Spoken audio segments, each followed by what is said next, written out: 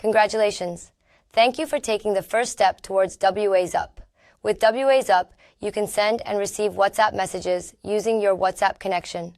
Whether you are using a personal WhatsApp app or WhatsApp business app on your phone, you can simply scan and start using it from your CRM. So for this WhatsApp, you don't need any Facebook business account or no template approval required.